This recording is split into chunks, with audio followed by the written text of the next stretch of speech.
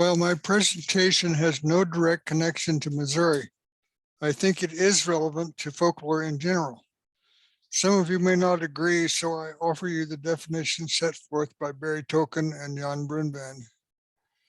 Tolkien says in The Dynamics of Folklore that modern American folklorists do not limit their attention to the rural, quaint, or backward elements of the culture. Rather, they will study and discuss any expressive phenomena, urban or rural, that seems to act like other previously recognized folk traditions.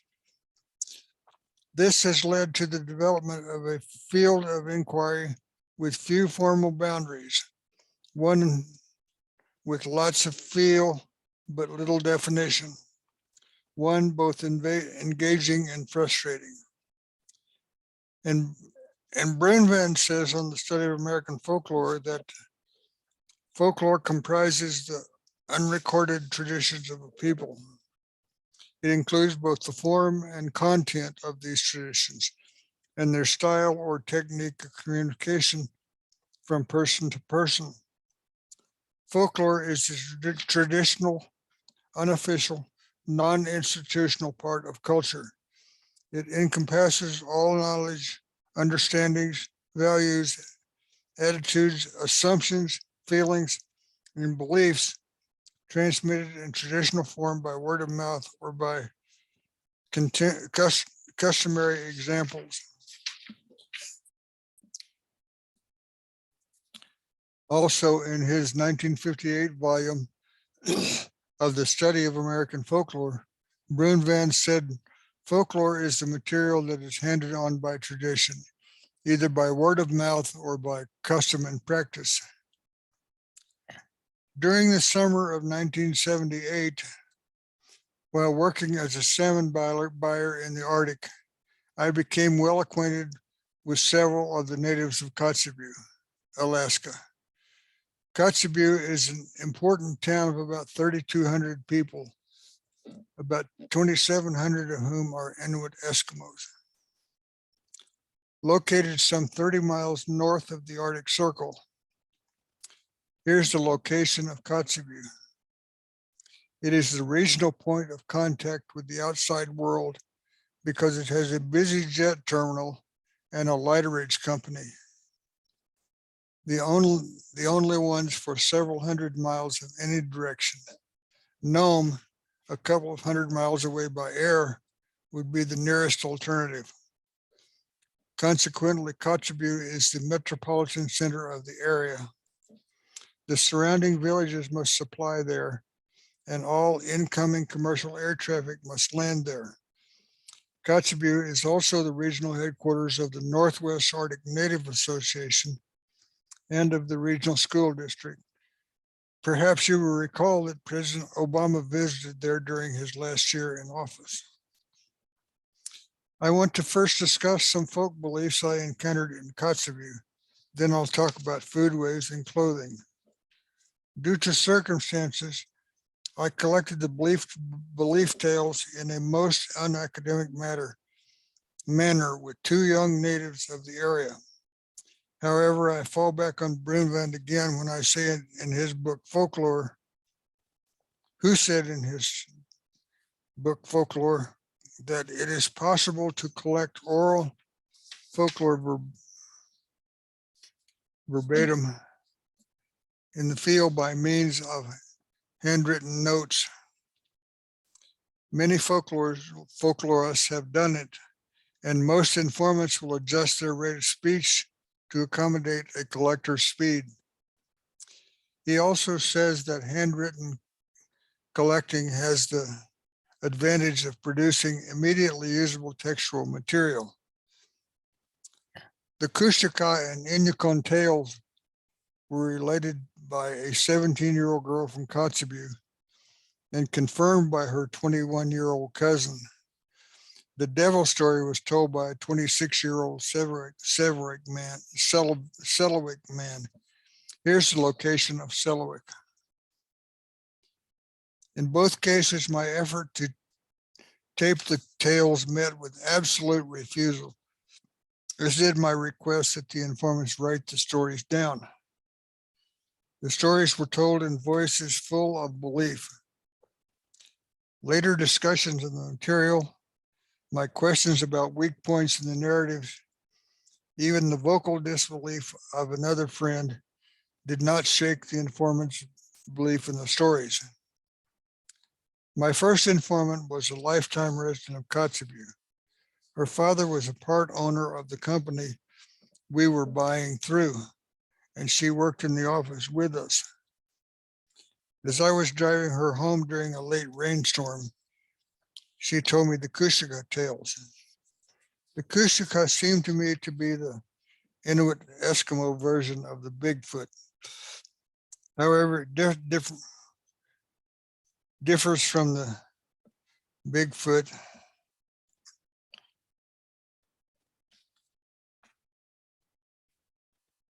in that it has certain magical qualities, as the narrative will show. The Kushika is like a Bigfoot. It's very large, taller than a man, and hairy all over. It's different from a Bigfoot in that it can change its visage so it looks like any person it sees. 3 friends of the informant, a girl from Point Hope, the girl's brother and father, were driving one night in a place unknown to the informant when the girl decided she needed to go to the bathroom. The father stopped the pickup and they all got out. The father and brother having also decided to go to the bathroom. The 3 each went into a different direction in a different direction into the willow brush.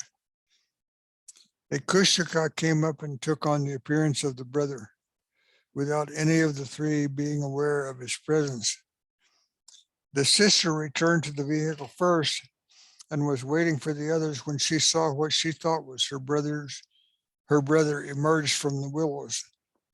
He motioned for her to come to him, which she started to do. Just then, the real brother returned.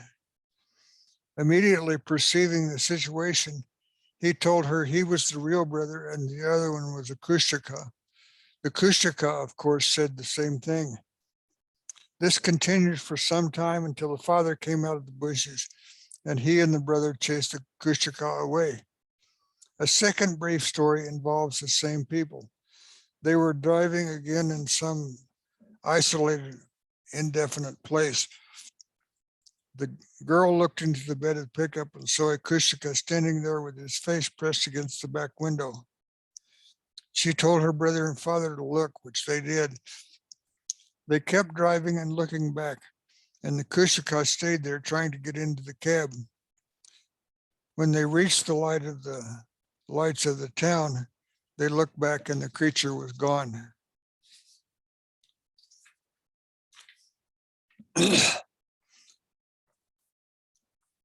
My efforts to elicit further details, such as why the Kushika did these things and how, were met with, "I don't know."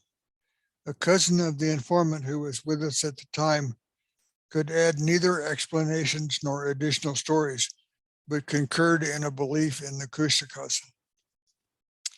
Belief in such magical critters is not limited to Kushika stories, as the following information provided by the same informant shows. An old Kiakpuk, a 50 or so aged local who often visited me late at night and told me stories, confirmed for me the locals' belief in both the Kushikas and the Inuits. According to Kiakpuk, some 6 years ago, many years ago, a band of Athabascan Indians came into the Inuit territory near the Noatak and Kobuk rivers, and there was a great war between the Indians and the Inuits. The Inuits were victorious. Since that war, ghostly creatures called Inuits have plagued the Inuits as a means of taking revenge for the Indians' defeat in the war. Typically, the Inuit will sneak up behind a lone and unwary Eskimo in the dark and hit him or her on the legs or back with sticks. Sometimes, though, they will kill the Eskimos with hatchets. Shortly before my arrival in Kotzebue, a young girl was murdered there. My informant theorized that the killer was an Inuit. One never sees the Inuits, though my informant was uncertain why. Sometimes the 17-year-old girl seemed to think they were invisible spirit-like creatures, but at other times she suggested they were very real, solid beings. She told me of her 2 encounters with these creatures. The first instance was related to me the day after it occurred. She was walking home around midnight when she felt something strike her several times on the back of the legs. She turned around and looked, but there was nothing there. So she ran the rest of the way home, convinced that she had been struck by Inuit. The second instance she related to me after she had told the Kusika tale. It had occurred the previous summer in a place called Sasolik, just across the bay from Kotzebue. Many of the Kotzebue people go there for the summer to live in tents while they fish and dry berries and dry the fish. My informant was picking blackberries when she felt a need to go to the bathroom, so she went into the willows to do so. As she was leaving the willows, she felt something strike her sharply on the calf. She looked down and saw a willow branch with which Inuit had hit her. She rejected my suggestion that it was a natural phenomenon with a matter of fact. No, Inuit hit me. Another informant, a 26 or 27-year-old man from Selawik, related the following tale about the devil to me. A man was hunting one winter along the Kobuk River. He had gone several days' journey up the river by dog sled when he came to an old house. Since he was very cold and hungry, the hunter went into the house. No one was there, but there was a fire in the stove and the house was warm. Suddenly, a woman entered from another room and beckoned to the man. He became very afraid and tried to run away, but she grabbed him. He tried to open the door, but it slammed shut by itself. The woman chased him around the room, but he finally got the door opened and ran outside. Just as he ran through the door, it slammed shut very hard, and he felt something grab his parka. But he kept going until he reached his sled. Then he turned around and looked at the house. It was burning down. Then he felt cold on his back. When he looked at his back, he saw that the back of his parka was gone. The woman was the devil. This, of course, is not all there is to Inuit lore, but it was all I had time to learn. There are many other parts to a culture, such as foodways and clothing. Over the years, I was introduced to a few of the Inuit foodways. One of them actually made my heart hurt, so I seldom try to recall it. There was a woman who sold her fish to us. Her name was Mary, I think. She was an excellent fisher and also a highly regarded cook at the local school. One day when she got out of her boat, she had a baby seal in her arms, which she proudly showed to me. It was a really cute little thing, about the size of a full-grown cat. The next day, thinking that she probably put it back in the ocean, I asked her what she had done with it. She said, "I eat it." I asked no more questions. I never tried any of the local food delicacies I encountered, but Mrs. Mendenhall, who lived very near our office, once gave me a bunch of muktuk to take to my Inuit sister-in-law in Anchorage. Muktuk, as you can see in this picture, is thin slices of seal meat covered with whale blubber. It's eaten raw. It looks disgusting to me, but the Inuit people love it. Similar to mukluk is what's called Eskimo ice cream. It's a bowl of whale blubber with wild berries in it, as you can see in this picture. The color in the pictures comes from the berries. Blubber is white. In Inuit, it's called akatug, which means stir. Another element of Inuit lore that I encountered is clothing. One of the most obvious features is the gusbook. Traditionally, Inuit women and girls in the warm season wear a summer parka called in Inuit a gusbook or a keliku. Gusbook is the native word. Keliku is derived from the English word calico, of which the kelikus are made. Here's a picture of my then 3 or 4-year-old daughter, Amy, wearing a gusbook made for her by Miss Mendenhall, whom I mentioned earlier. Here are some more pictures of gusbooks.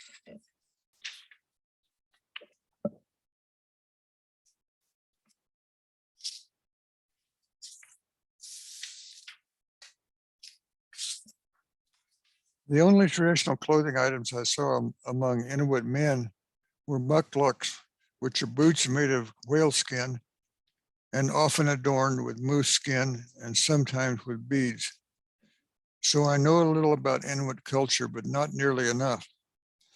There has been very little written about Inuit lore, and most of what exists is about Russian, Canadian, and Greenland Inuits. There is apparently at least one small book about the American Inuit published in 1924, but it doesn't seem to be currently available. I can't recall the name of the book or the author, but my central point is that the Inuit people have a full and viable, though seldom studied, culture. Thank you.